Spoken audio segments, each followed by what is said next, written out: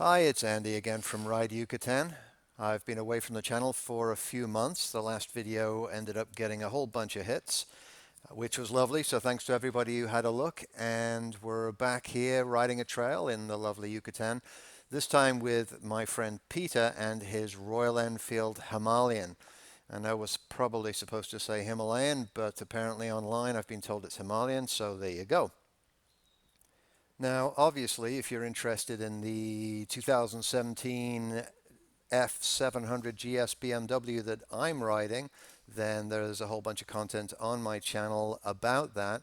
I'm going to make this a little bit more about Peter's bike. And unlike normal reviews where the person talking is the person actually riding the bike, this is a little bit different because Peter's just come back to riding after being away for nearly 50 years.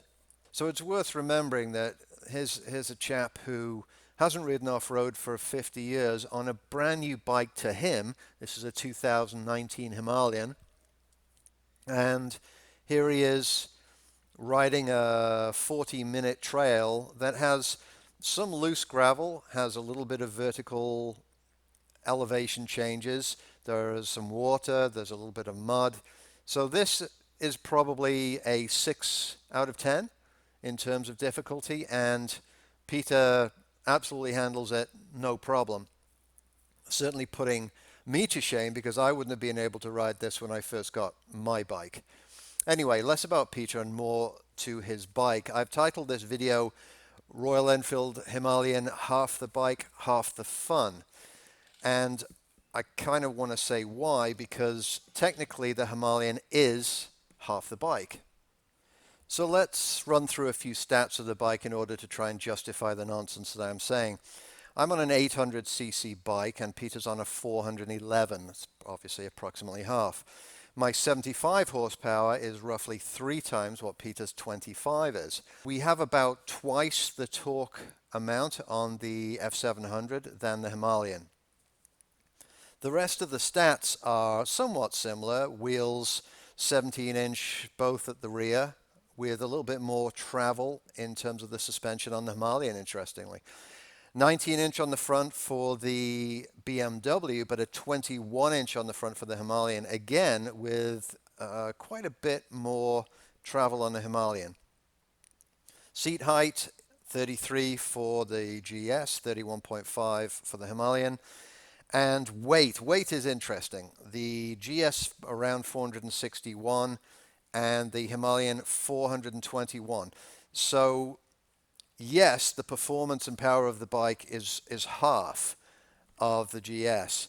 The statistics otherwise are not dissimilar. So not only does Peter's bike have half the power, half the torque, half the CCs, but it's not that dissimilar in weight. And that's something to think about when you're riding this bike. And I thought this would be an issue, and boy, was I wrong. And the reason I say that is obviously because you're seeing Peter having absolutely no problem staying ahead of me here, taking all of these bumps and loose parts of the ground as easily, if not more so than I am. He has absolutely no issue with this trail whatsoever. And again, this is a guy new to the bike and new again to off-roading after 50 years. So is this bike half as much as the GS? In some respects, sure it is. Yeah. Is it half the fun? Absolutely not. And I have, after this particular ride, become fairly convinced that if I had to do it over again, if I had to go out and buy a motorcycle to do what it is that we do right now, I am fairly sure I would be looking very, very strongly at a Himalayan because it is just a super motorcycle. I got absolutely nothing bad to say about it. Now, I've not had the opportunity to ride. I have had the opportunity to ride it, but for a very short period of time and not off-road. But I'm not sufficiently qualified to give you a proper accounting of how this bike does on road. I think there are lots of other people who are better than that.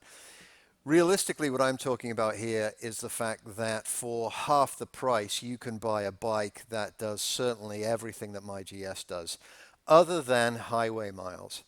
And I think you really have to ask yourself a question. How many highway miles are you going to do? Are you going to be the kind of person who goes out for the day, rides some beautiful trails with a buddy, catches some lunch, maybe a coffee, and comes back? If you are, this Royal Enfield is going to do absolutely everything you need it to do.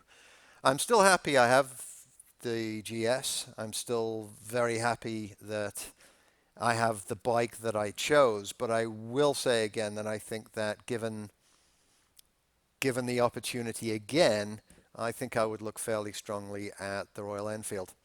Here we are. We've just arrived at our beautiful cenote after about an hour and a half's ride, approximately 30 minutes off-road.